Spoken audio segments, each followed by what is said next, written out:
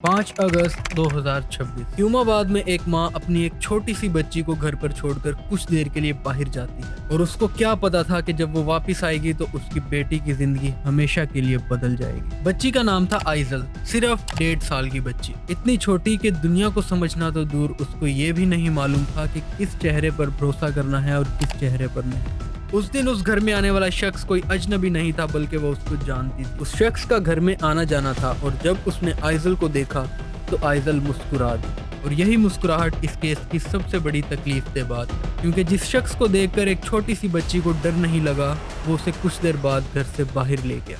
बहाने के लिए सिर्फ एक छोटी सी बात थी कि चलो चीज लेने चलते हैं। घर वालों के लिए ये कोई अनयूजुअल बात नहीं थी, वो पहले भी आइजल को घर से ले जाता और फिर वापस छोड़ जाता, इसलिए किसी ने नहीं सोचा कि उस दिन इस शख्स की असल नीयत क्या थी। वो आइजल को लेकर चला गया और तकरीबन 25 मिनट बाद वो आइजल को वापस घर छोड़ता, लेकिन घर लौटने वाली आइजल वो नहीं थी जो कुछ देर पहले घर से निकली थी। वो बेहोश थी, उसकी हालत इतनी खराब थी कि फैमिली को पहले समझ ही नहीं आया कि इसे हुआ क्या है। छोटी थी ना, इसलिए उसने मेरे को बताया नहीं उसको कहाँ दर्द हो रहे हैं।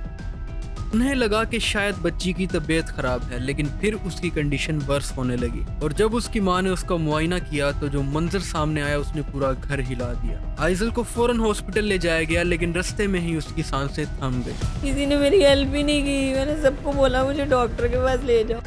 सिर्फ 1.5 साल की बच्ची जो कुछ देर पहले एक शख्स को देखकर मुस्कुरा रही थी वो अब जिंदा नहीं थी। मेडिकल एग्जामिनेशंस के बाद एक खौफनाक हकीकत सामने आई। आइजल जो कि सिर्फ 1.5 साल की बच्ची थी उसे का निशाना बनाया गया था। सबसे पहला सवाल ये था कि आखिर वो शख्स कौन था जो आइजल को अपने साथ लेकर गया था। वो शख्स कोई बाहर का आदमी नहीं था, वो इस फैमिली की जान पहचान वाला नौजवान था जिसका नाम था अब्दुल मनान। फैमिली और इलाके के लोगों ने उसे पकड़कर पुलिस के हवाले कर दिया, लेकिन यहाँ पे केस और भी ज्यादा सीरियस हो गया। आइजल की मां ने इल्जाम लगाया कि इस घिनौने काम में मनान अकेला नहीं था बल्कि और भी शख्स इन्वॉल्व। क्या वाकई ही इस जुर्म में और लोग शामिल थे? क्या इस कहानी में और भी चेहरे छुपे हैं? और सबसे बड़ा सवाल ये कि आखिर ये जुर्म करने का ख्याल किसी के जहन में आया कैसे? इस सवाल का जवाब सिर्फ एक अरेस्ट से नहीं मिलेगा और इस जवाब को समझने के लिए हमें आइजल के घर से निकलकर उन चंद मिनट्स को दोबारा देखना होगा।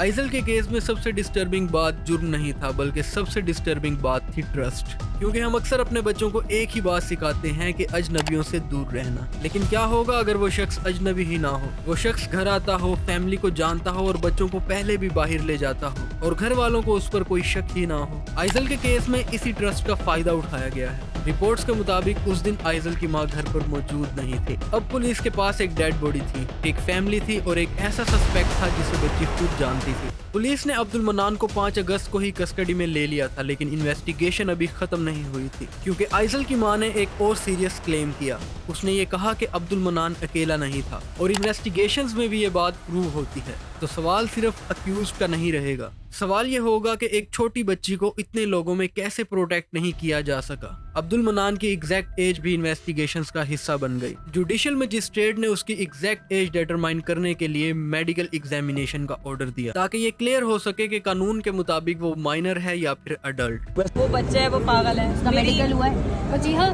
भले वो बच्चा है, मेरी बच्ची से ज्यादा छोटा है। वो मेरी बच्ची से ज्यादा छोटा तो नहीं है ना, मेरी बच्ची के पे रहम खाया था, उसने नहीं खाया। लेकिन एज जो भी हो, एक बात क्लियर है, बचपन और मासूमियत एक ही चीज नहीं होती। कोई कम उम्र शख्स भी किसी सवेर जुर्म का जिम्मेदार हो सकता है। इसलिए एक्सपर्ट्स चाइल्ड प्रोटेक्शन के हवाले से एक सीरियस प्रॉब्लम की तरफ इशारा करते हैं, बच्चों की ऑनलाइन दुनिया। मोबाइल फोन अब सिर्फ कम्युनिकेशन का डिवाइस नहीं रहा। एक बच्चा घर में बैठा हुआ है और उसकी स्क्रीन के दूसरी तरफ एक ऐसी दुनिया है जिसे पेरेंट्स देख भी नहीं सकते। सवाल ये है कि हम अपने बच्चों को इतनी छोटी एज से किस चीज के लिए प्रिपेयर कर रहे हैं। आइजल का केस सिर्फ एक फैमिली की ट्रेजेडी नहीं था, क्योंकि इस इलाके में ऐसा पहले भी एक केस सामने आ चुका था। अब सवाल ये उठता है कि अगर पहले भी ऐसी वार्निंग मिल चुकी थी तो फिर आइजल को बचाने के लिए क्या बदला था? आइजल की मौत के बाद एक सवाल बार बार सामने आता है, क्या हम सिर्फ वाकया होने के बाद ही जागते हैं? ये वो पॉइंट है जहां सिर्फ पुलिस को ब्लेम करना काफी नहीं है।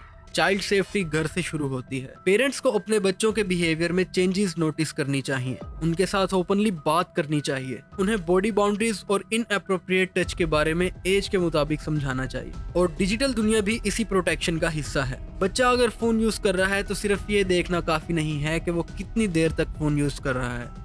बल्कि ये देखना भी जरूरी है कि वो फोन पर देख क्या रहा। इस केस में एक और इम्पोर्टेंट चीज है जस्टिस। आइजल के लिए सिर्फ एक अरेस्ट काफी नहीं है, इन्वेस्टिगेशंस को इस्टेब्लिश करना होगा कि एग्जैक्टली उस दिन हुआ क्या था, अब्दुल मन्नान अकेला था या नहीं, और एग्जैक्टली आइजल को ले जाया कहाँ गया, और अगर एविडेंस किसी एडिशनल अक्यूज की तरफ इशारा करते हैं तो एग्जैक्टली वो लोग कौन हैं। ये सवालात सिर्फ पुलिस फाइल के नहीं हैं, बल्कि ये सवालात आइजल की माँ के हैं। वो माँ जिसने अपनी बेटी को अकेले पाला। आइजल सिर्फ 19 दिन की थी जब उसके वालिद उसकी माँ से अलग हो गए थे। उसके बाद उसकी माँ ने अपनी बेटी की परवरिश खुद की। आइजल अब कभी वापस नहीं आएगी और कुछ हफ्तों बाद लोग अगली हेडलाइन देखकर इस केस को भूल जाएंगे। असल इम्तिहान अब है, क्या इन्वेस्टिगेशन सच तक पहुंचेगी? क्या हर जिम्मेदार शख्स को कानून के मुताबिक जवाब देना होगा? और क्या हम अपने बच्चों को सिर्फ स्ट्रेंजर्स से नहीं बल्कि पॉसिबल थ्रेट को समझने के लिए भी प्रिपेयर करेंगे? आइजल को बचाने के लिए किसी सुपर हीरो की जरूरत नहीं थी, उसे सिर्फ एक ऐसी दुनिया चाहिए थी जहां हर एडल्ट बच्चों की सेफ्टी को सीरियस लेता हो। आइजल का केस हमारे लिए एक वार्निंग है, और ऐसी वार्निंग्स को इग्नोर करने का मतलब अगली ट्रेजेडीज को इनवाइट करना होता है। इसी के साथ मुझे दीजिए इजाजत। Make sure to subscribe the channel. मैं हूं साबू और ये है साबू स्पीक्स।